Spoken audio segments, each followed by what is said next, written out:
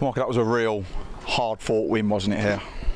Yeah, listen, you know, I know more than anybody what a tough place to come Rodney Parade is. I thought Newport were very good today, and you know, I don't mind saying I think probably the better team lost.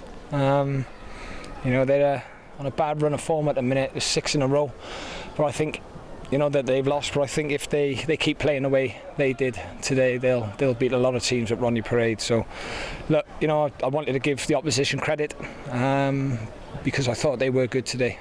Us, we dug in, we were solid in terms of our defensive shape, not very good with the ball at all, didn't create much at all. So it's very, very pleasing to get a clean sheet and the 3 points, because as good as we was yesterday, we were nowhere near as good as that today, but we've managed to get the win, and that is an important way to win games as well. In the footballing world, is that what's called an ugly win? Yeah, it is. It's ugly. You know, it's like I said, it's a bit of a bittersweet moment, if I'm honest, that you know, we've won.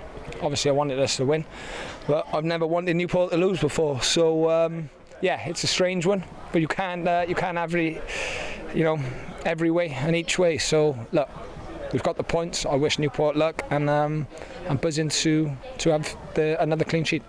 Your side showed their creativeness last weekend in the season opener against Hartlepool. They showed their defensive solidity today in a side against Newport that really threw everything at you throughout the game.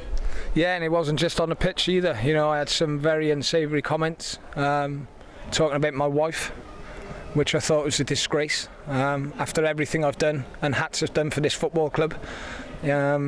To call my wife those, and I'm not even going to repeat it, but it was an absolute disgrace. I don't mind the usual, you know, banter, as they say, but to be abusing my wife in the crowd was absolutely disgusting. So yeah, it wasn't just on the pitch where they threw everything. So, like I said, probably makes the win a little bit sweeter now after those comments.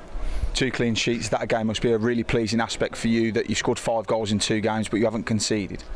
Look, it's early doors. Like I said, today whether we won, lost or drew is not going to define our season. You know, it's a long season. Got to keep everybody as fit as we possibly can. I'm going to have to make some changes on Tuesday.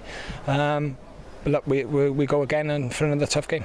Your take on Taylor's red card? It was right in front of you, a second bookable offence. I just think I think it was an easy one for the referee in terms of he's always going to give it right next to the home fans. Taylor hasn't done anything. He hasn't tried to grab him. You know, he's lying on the floor. So look, he's tripped over him.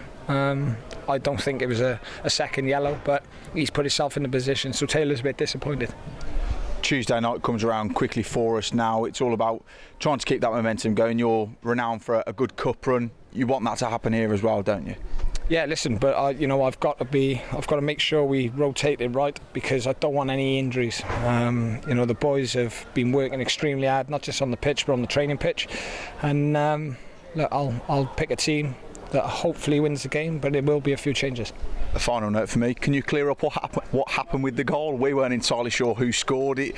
Is it an own goal? Is it an Andy Williams goal? No, it was Clark, he got on the end of it, and I think Timmy got the final touch, so that's what he's saying in there, and look, let's give it to Timmy.